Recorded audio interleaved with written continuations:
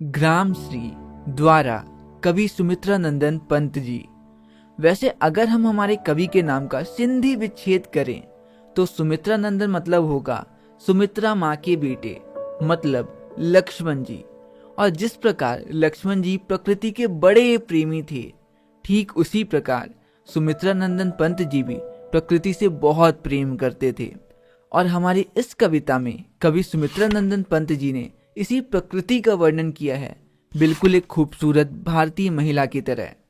और जिस तरह एक भारतीय महिला 1-2 टन ज्वेलरी और 2-4 बोरी मेकअप के बाद बहुत ही खूबसूरत लगती है, ठीक उसी तरह कुड़कुड़ाती हुई ठंड के बाद जब वसंत ऋतु का मौसम आता है और गांव खुद को पेड़ पौधों और फूल पत्तियों के गहने से सजा लेते हैं, तो वो बड़े ही खूबसूरत नजर आते हैं, बिल्कुल किसी खूबसूरत लड़की की तरह। और इसी ठंड और गर्मी के बीच आने वाले वसंत ऋतु में गांव की खूबसूरत सी वादियों को ही हमारे कवि इस कविता में बताते हैं।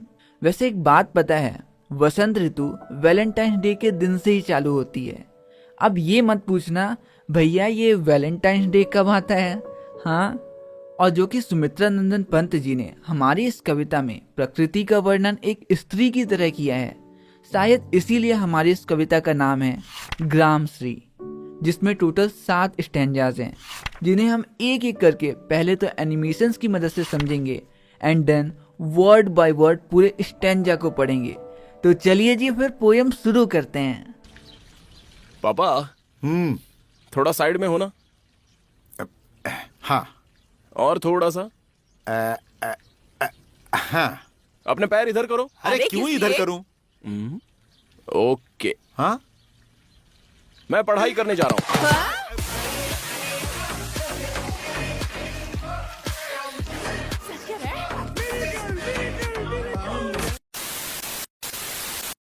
तो हमारे पहले काव्यांश में कवि कहते हैं, जब हम गांव को देखते हैं तो दूर दूर तक खेतों में फैली हरियाली को देखकर ऐसा लगता है जैसे गांव हरे रंग में मखमल का कोमल सा कपड़ा पहने हो। और जब उस हरियाली में सूरज की रोशनी पड़ती है तो ऐसा प्रतीत होता है जैसे उस मखमल के कपड़े के ऊपर कोई जालीदार कपड़ा बिछा गया हो।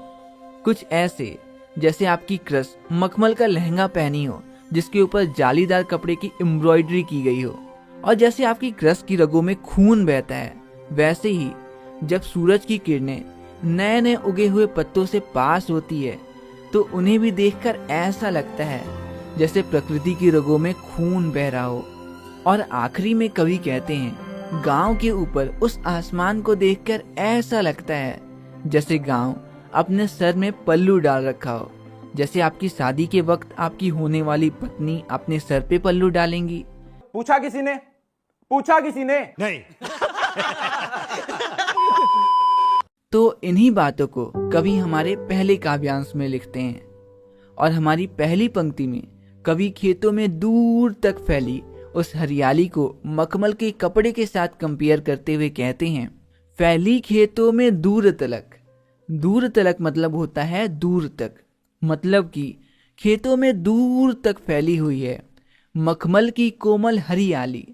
मखमल एक तरह का बहुत ही कोमल सा कपड़ा होता है, मतलब कि खेतों में दूर तक फैली हुई है मखमल की तरह कोमल हरियाली, लिपटी जिससे रवि की किरणें। रवि मतलब होता है सूरज। और उस दूर तक फैली हुई हरियाली में सूरज की किरणें ऐसी लिपटी हुई हैं जैसे चांदी की सी उजली जाली। उजली मतलब होता है चमकदार, मतलब कि सूरज की किरणें उस हरियाली में ऐसे लिपटी हुई हैं जैसे मखमल कपड़े में चांदी की चमकदार जाली लिपटी हो। आगे की पंक्ति में कवि पतले पतले पत्तों से पास होती सूरज की रोशनी देखकर कहते हैं, तिनकों के हरे हरे तन पर। तिनका मतलब होता है एकदम छोटा सा पत्ता और तन मतलब होता है शरीर, मतलब नए नए उगे उन पत्तों पर हिल हरित रुधिर है रहा झलक। हिल मतलब होता है हिलता हुआ, हरित मतलब हरे रंग का और रुधिर मतलब होता है खून। मतलब कि हरे हरे पत्तों से जब सूरज की रोशनी पास होती है तो ऐसा लगता है जैसे पत्तों में हरे रंग का खून बह रहा हो। और आगे की पंक्ति में कवि बादलों के बारे में बताते हुए कहते हैं, श्यामल भूतल पर झुका हुआ। श्यामल मतलब होता है डार्क कलर, इसीलिए श्री कृष्ण को भी श्याम कहते हैं, मतलब जिनका रंग डार्क हो। और भूतल मतलब होता है जमीन, मतलब इस डार्क ग्रीन कलर की जमीन को चारों ओर से घेरा हुआ नभ का चिर निर्मल नील फलक। नभ मतलब होता है आसमान, चीर मतलब कपड़ा या फिर पल्लू, और फलक मतलब होता है अनंत तक फैला हुआ। मतलब कि इस हरे रंग की धरती को चारों ओर से घेरा हुआ वो आसमान का पल्लू है जो नीले रंग सा अनंत तक फैला हुआ है। तो हमारे इस स्टैंजा में कवि ने हमें 4 बातें बताई। पहली, खेतों में दूर तक फैली हरियाली मखमल के कपड़े की तरह प्रतीत होती है। दूसरी, उस दूर तक फैली हुई मखमल जैसी हरियाली में जब सूरज की किरणें पड़ती हैं तो ऐसा प्रतीत होता है जैसे किसी ने मखमल के कपड़े के ऊपर चांदी की जाली बिछा दी हो। तीसरी बात, पत्तों से पास होती सूरज की किरणों को देखकर ऐसा लग रहा है मानो पत्तों में खून बह रहा हो।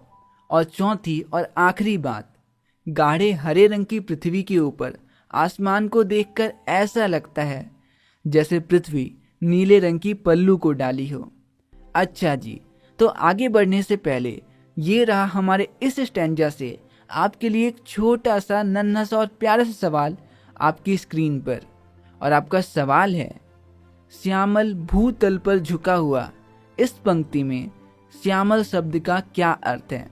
एंड आपके ऑप्शंस हैं, ऑप्शन ए हल्का रंग, ऑप्शन बी गाढ़ा रंग, ऑप्शन सी पीला रंग या ऑप्शन डी काला रंग। आंसर आपको नीचे कमेंट्स में देना है और आंसर लॉक करने के लिए आपका 5 सेकंड का समय शुरू होता है अब।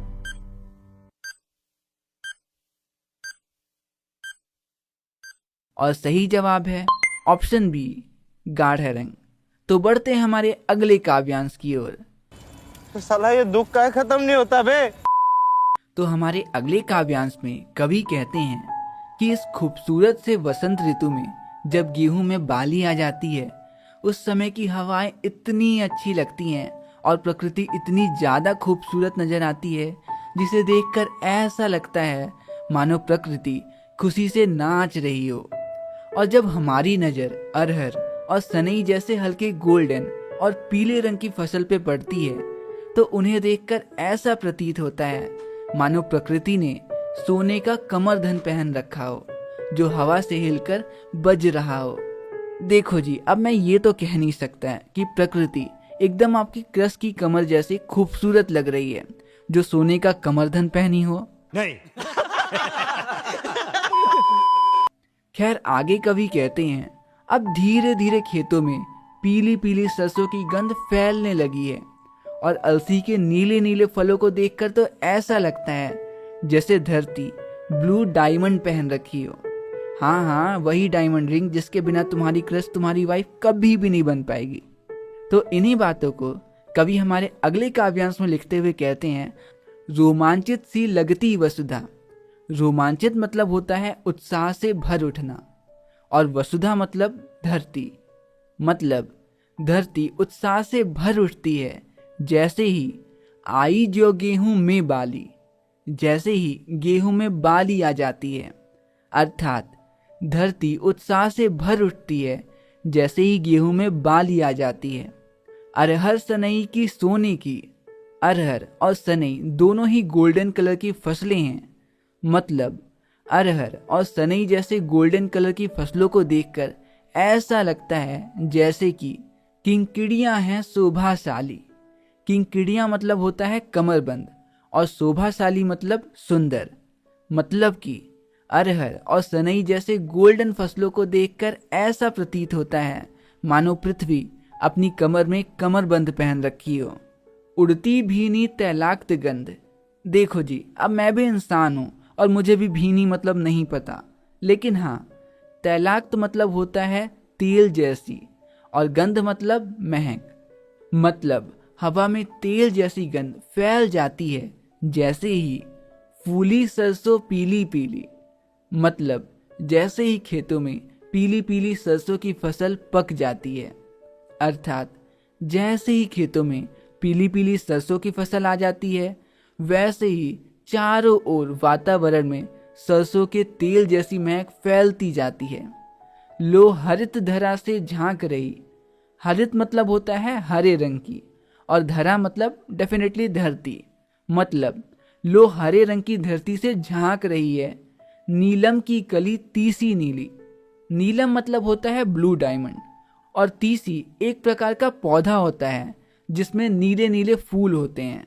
मतलब कि हरी धरती से नीले नीले तीसी के फूल को देखकर ऐसा लगता है मानो धरती ब्लू डायमंड पहन रखी हो। अच्छा जी, तो हमारे पिछले काव्यांश की तरह ही इस काव्यांश में भी कवि हमें 4 बातें बताते हैं। पहला, जैसे ही वसंत में गेहूं की बाली आती है, वैसे ही पृथ्वी उत्साह से भर उठती है। दूसरा, अरहर और सनई जैसी गोल्डन फसलों को देखकर ऐसा लगता है जैसे प्रकृति अपनी कमर में कमरबंद पहन रखी हो। तीसरा, सरसों की फसल आते ही खेत खलिहान तेल की गंध से भर उठते हैं। एंड चौथी और आखिरी बात, हरी हरी धरती से झांकते उन नीले नीले तीसी के फूलों को देखकर ऐसा लगता है जैसे पृथ्वी ब्लू डायमंड पहन रखी हो। और अगले काव्यांश में बढ़ने से पहले ये रहा इस काव्यांश से आपका छोटा सा सवाल आपकी स्क्रीन पर। एंड आपका सवाल है, किनकिड़ियां हैं शोभाशाली। इस पंक्ति में किनकिड़ियां शब्द का क्या अर्थ है? एंड आपके ऑप्शंस हैं, ऑप्शन ए कंकड़, ऑप्शन बी सरसों के पेड़, ऑप्शन सी अरहर के पेड़, या ऑप्शन डी कमरबंद। जवाब आपको नीचे कमेंट्स में बताना है। एंड अपने आंसर लॉक करने के लिए आपका 5 सेकंड का समय शुरू होता है अब।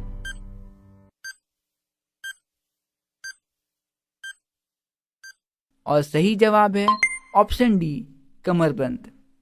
तो वहीं हमारे अगले काव्यांश में कवि कहते हैं, चारों ओर फैले इन रंग बिरंगे फूलों के बीच मटर के पौधे ऐसे लग रहे हैं जैसे सहेलियां आपस में बात कर रही हों।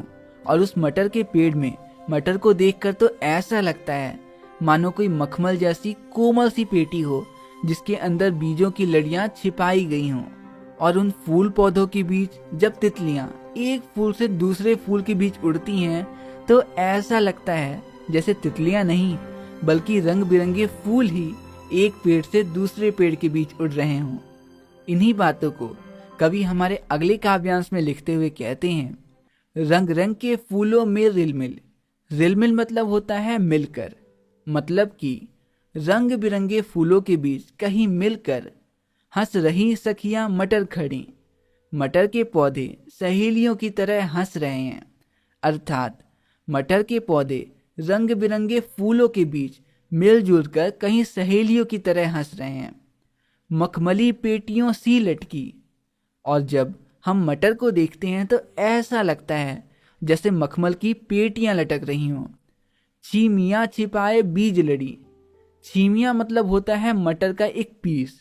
और जब हम छीमियों को देखते हैं मतलब मटर के एक पीस को देखते हैं तो ऐसा लगता है जैसे वो बीज की लड़ी को अपने अंदर छिपाए बैठा हो। फिरती है रंग रंग की तितली, और रंग रंग की तितलियां इधर से उधर फिरती रहती हैं। रंग रंग के फूलों पर सुंदर। रंग रंग के सुंदर सुंदर फूलों के बीच। अर्थात रंग बिरंगी तितलियां रंग बिरंगे सुंदर सुंदर फूलों के बीच इधर से उधर फिरती रहती हैं। और आगे की पंक्ति में कवि उन फूलों के बीच उड़ती तितलियों को देखकर कहते हैं, फूले फिरते हों फूल स्वयं। मतलब ऐसा लगता है जैसे तितलियां नहीं फूल ही उड़ रही हों। उड़ उड़ वृंतों से वृंतों पर। वृंत मतलब होता है डाल। मतलब एक डाल से दूसरे डाल के बीच।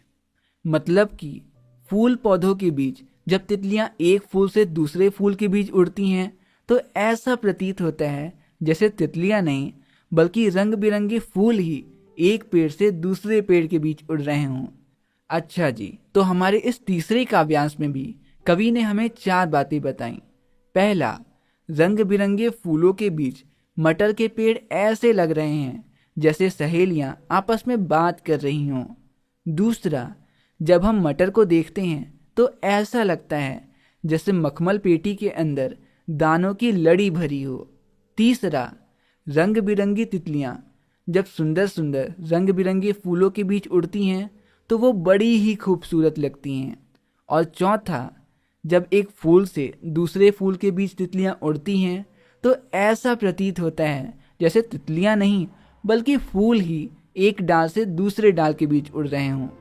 और ये रहा हमारे स्टैंजा से आपके लिए एक छोटा सा सवाल आपकी स्क्रीन पर।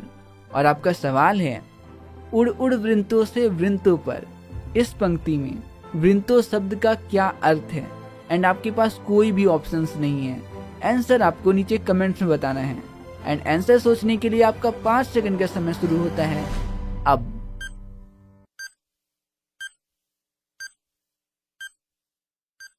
तो मिलते हैं हमारी अगली वीडियो में बचे हुए 4 स्टैंजास के साथ, और तब तक के लिए दीजिए मुझे इजाजत। नमस्कार।